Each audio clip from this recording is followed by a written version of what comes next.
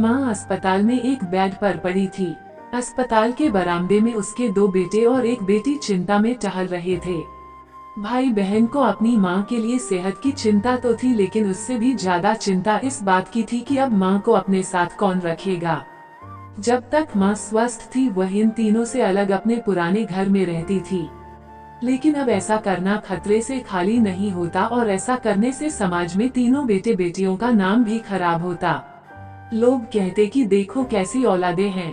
बीमार माता को अकेला रहने के लिए छोड़ दिया। 1 घंटे से बिना कोई बातचीत किए वह तीनों अपने अपने विचारों में खोए हुए थे। फिर बहन ने चुप्पी तोड़ते हुए अपने बड़े भाई की तरफ देखते हुए कहा, भैया आप बड़े हैं, इसलिए आपका कर्तव्य है कि माँ को जरूरत के समय आप रखें और उनकी देखभाल करें। छोटी बहन की बात सुनकर बड़े भाई ने पहले अपनी पत्नी की ओर देखा और बोला, मैं इस बात से बिल्कुल इनकार नहीं करता कि बड़े होने के नाते मेरा माँ की देखभाल करने का कर्तव्य है, लेकिन तुम तो जानती ही हो कि मैं और तुम्हारी भाभी दोनों ही जॉब करते हैं। ऐसी हालत में माँ के साथ किसी ना किसी को हर वक्त उनकी देखभाल करने के लिए उनके साथ रहना पड़ेगा, जो हमारे लिए बहुत मुश्किल हो जाएगा।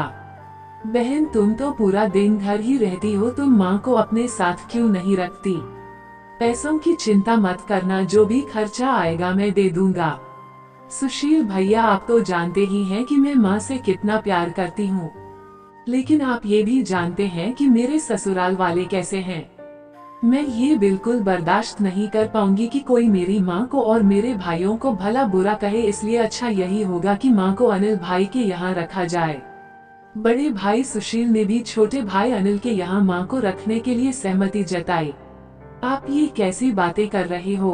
क्या आपने नहीं देखा है कि माँ कभी भी मेरे घर 2 दिन से ज्यादा रही ही नहीं है? उसका मेरे यहाँ मन लगता ही नहीं है, फिर कैसे वह इतने दिन मेरे घर रह पाएगी? छोटे भाई ने अपनी असहमति जताते हुए कहा। इससे पहले कि इस चर्चा का कोई नतीजा निकल पाता, एक नर्स वहां दौड़ते हुए आई और कहने लगी, क्या आप ही वार्ड नंबर 4 में भर्ती मरीज के रिश्तेदार हैं? आपको डॉक्टर साहब अंदर बुला रहे हैं। सभी घबरा गए और दौड़ते हुए डॉक्टर के पास पहुँचे। डॉक्टर ने उनसे हाथ जोड़ते हुए कहा, आई एम सॉरी, मैं आपकी माता जी को नहीं बचा पाया। डॉक्टर की इस खबर ने सबके चेहरे पर झूठी मूठी दुख की परत तो चढ़ा दी थी, लेकिन सभी के दिल के किसी कोने में इस बात की खुशी भी छुपी हुई थी कि अब उन्हें माँ को नहीं संभालना पड़ेगा और माँ की वजह से उन्हें परेशान नहीं होना पड़ेगा। दोस्तों, छोटी सी यह इमोशनल कहानी ही समाज का सत्य है। यहाँ लोग ऊपर से जो दिखाते हैं वो अंदर से नहीं होते। जो माँ बाप अपने 4 बच्चों को बिना किसी शिकायत के बड़ी आसानी से संभाल पाते हैं, आगे चलकर जरूरत पड़ने पर यही 4 बच्चे मिलकर भी उन्हें नहीं संभाल पाते या नहीं संभालना चाहते। बच्चों को ये बात नहीं भूलनी चाहिए, जैसा वह बोएंगे वैसा ही तो काटेंगे।